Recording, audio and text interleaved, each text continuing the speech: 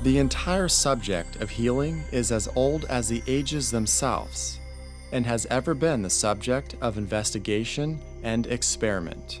But as to the right use of the healing faculty and forces, the knowledge is in its infancy.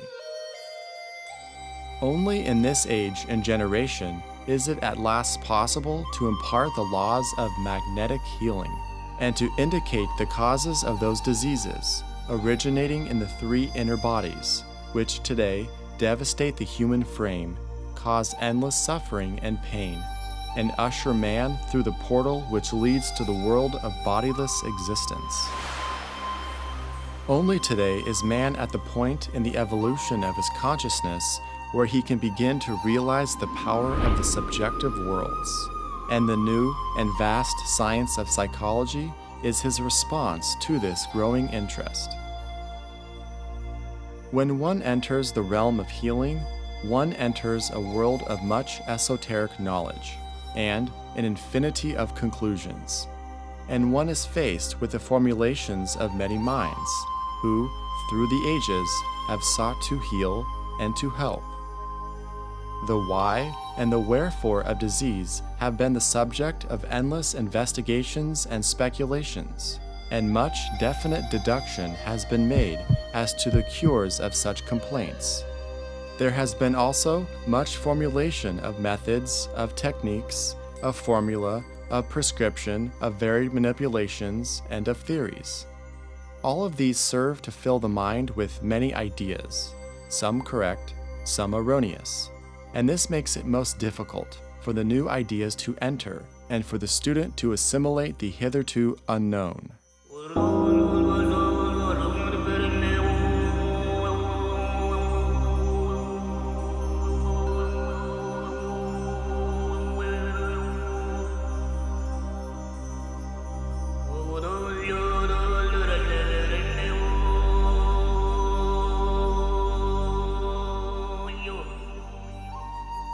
Aspirants lose much by refusing to let go of that which the lower mind cherishes.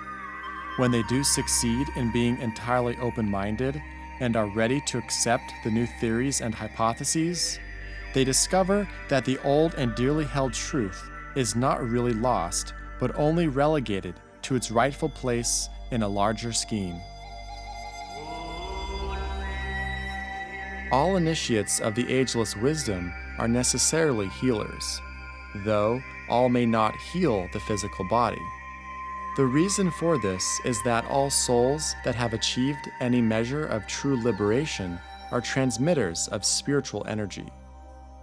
This automatically affects some aspect of the mechanism which is used by the souls they contact. When we employ the word mechanism in these instructions, we refer to different aspects of the instrument, the body, or form nature through which all souls seek manifestation. We refer, therefore, to the dense physical body, which is the sum total of all the organisms which compose it.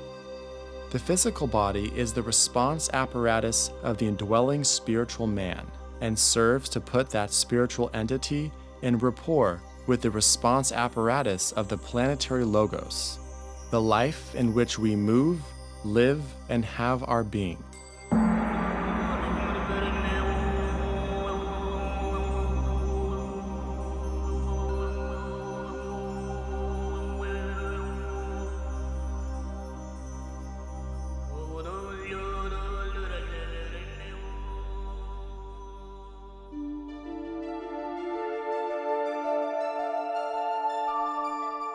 The etheric body, which has one main objective. This is to vitalize and energize the dense physical body, and thus integrate it into the energy body of the Earth and of the solar system. It is a web of energy streams, of lines of force, and of light. It constitutes part of the vast network of energies which underlies all forms, whether great or small, microcosmic or macrocosmic. Along these lines of energy, the cosmic forces flow, as the blood flows through the veins and arteries. This constant, individual, human, planetary and solar circulation of life forces through the etheric bodies of all forms is the basis of all manifested life and the expression of the essential non-separateness of all life.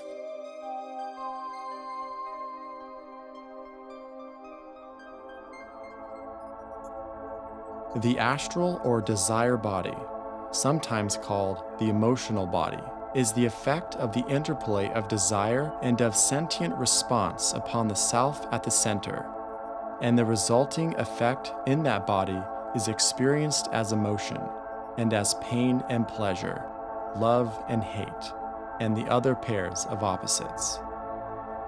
In these two bodies, the etheric and astral bodies, 90% of the causes of physical disease and troubles are to be found. The mental body, or that much of the chitter-chatter or mind stuff which an individual human unit can use and impress, constitutes the fourth of the series of mechanisms at the disposal of the soul. The mental body is the most subtle of the three personality vehicles. 5% of all modern disease originates in the mind, or the mental states of consciousness. And here, the Tibetan master wishes to enunciate the truth that the constant reiteration by certain schools of healers that the mind is the cause of all sickness is not as yet a fact. In the future, this may become the case, but not as of now, because the majority of humanity is still very much polarized in its astral nature. At the same time, let it not be forgotten that these three bodies, physical, astral, and mental, constitute one mechanism, the personality.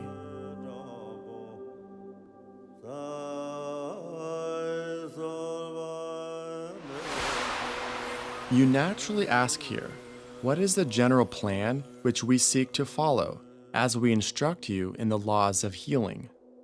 Those laws which guide the initiates and must gradually supersede the more physical methods of the present art of healing. You naturally also seek to know what is the special technique which you, as healers, must learn to employ, both regarding yourself and regarding those you seek to heal. We shall endeavor, first of all, to touch upon the causes of disease, for the occult student must ever begin in the world of origins and not in the world of effects.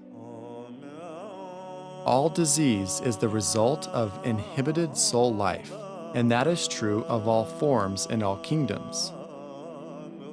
The art of the healer consists in releasing the soul so that its life can flow through the aggregate of organisms which constitute any particular form. It is interesting to note that the attempt of the scientist to release the energy of the atom is of the same general nature as the work of the esotericist when he endeavors to release the energy of the soul. In this release, the nature of the true art of healing is hidden. Herein lies an occult hint.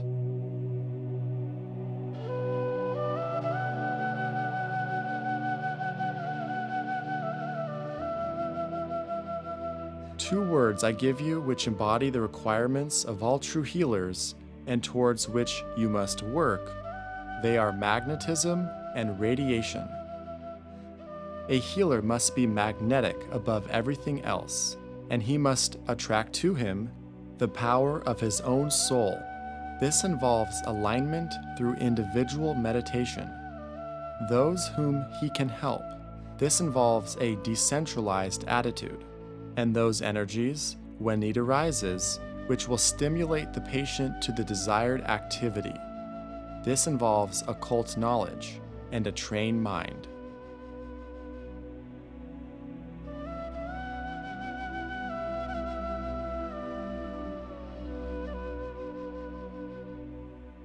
The healer must also understand how to radiate. for the radiation of the soul will stimulate to activity the soul of the one to be healed, and the healing process will be set in motion. The radiation of his mind will illumine the other mind and polarize the will of the patient.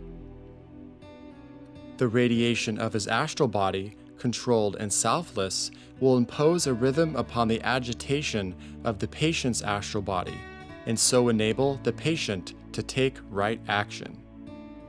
While the radiation of the vital body, working through the splenic center, will aid in organizing the patient's force body, and so facilitate the work of healing.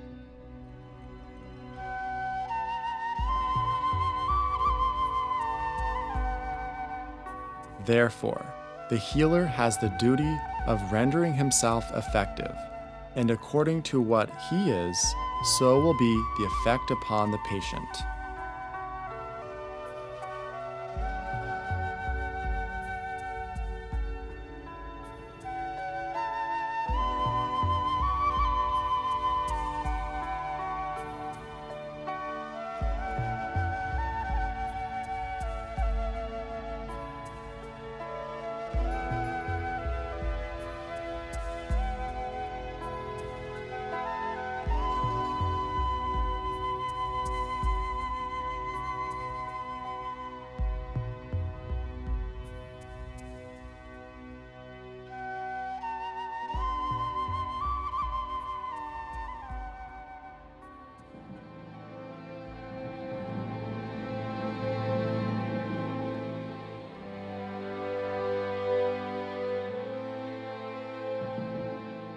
The basic causes of disease.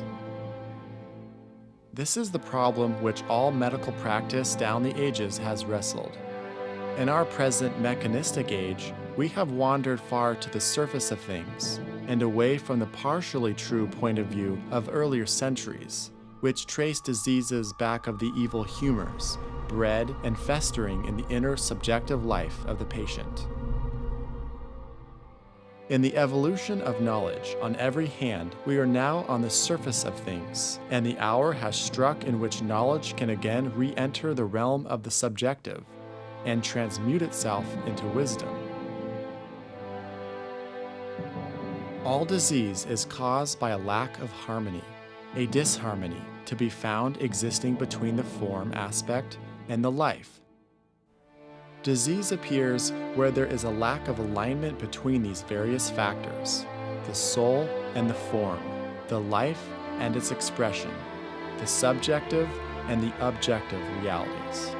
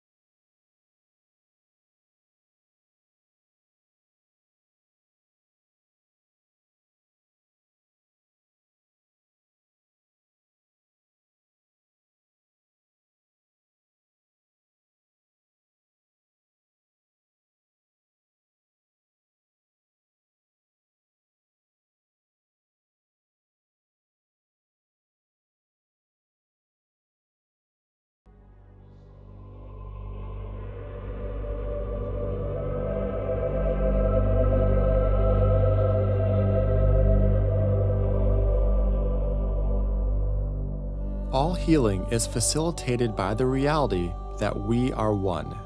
We are one human family, and we are one with God.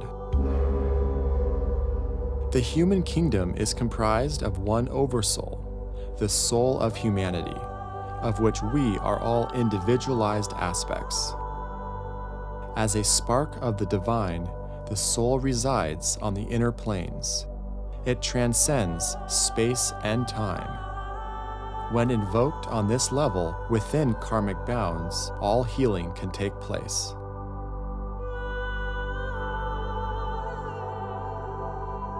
As the Master DK states, all disease is a result of inhibited soul life. When the corresponding energy centers or chakras that relate to the specific disease are used by the healer to send qualified energy to the related and receptive centers of the patient, a healing can take place. Always, the way of the heart is best. The heart knows how to accumulate, send, and facilitate reception of the highest form of energy when radiated on a stream of love and good intention. Never should the individual will be used in this process, except by a master or high initiate. Always thy will, not my will.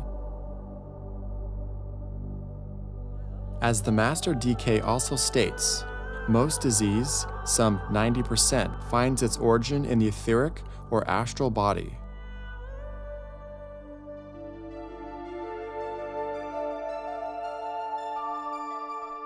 The etheric body, with its intricate web of energy fields, underlies the glands, organs, and muscular skeletal manifestation of the dense physical body. An aspect of the etheric body, the nadis, most closely reflects and interacts with the nervous system.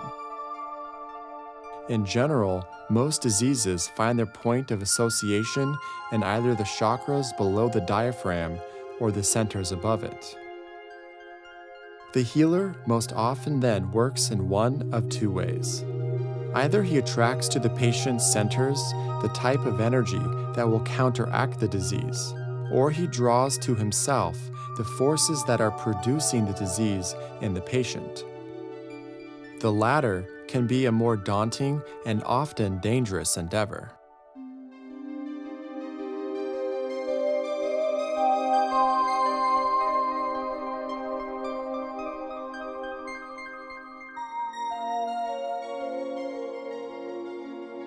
The healer may initiate the process with thought and focused visualization. Although energy follows thought, it is not thought that is the healing mechanism. It is the energy magnetically sent or radiated through the aura carried by streams of love that accomplish the miracles of healing.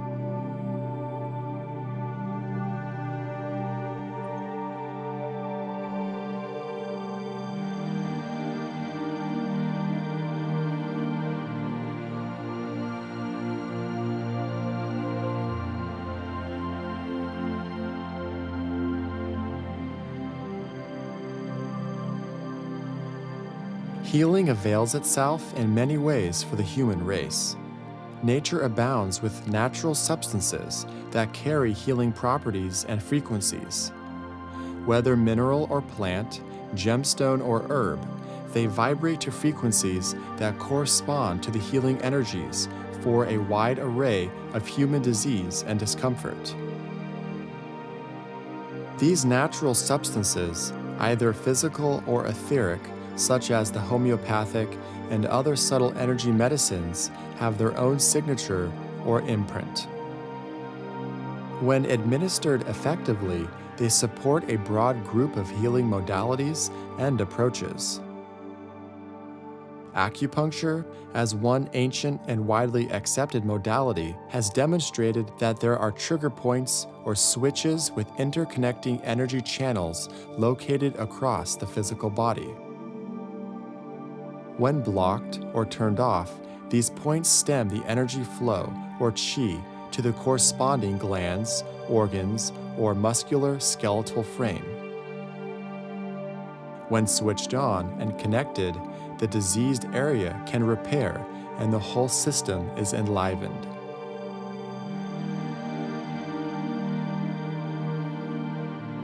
Whether it be hands-on healing, radiatory auric healing, magnetic energy streaming, or the transmission of an imprinted substance, it is all conditioned by the deeper love nature of the healer and patient. When the healer not just knows, but experiences the true interconnectedness of all creation, then the heart center is open. Time and space is transcended, and love works its miracles. Through love, the field of collective consciousness ever expands, and matter is spiritualized.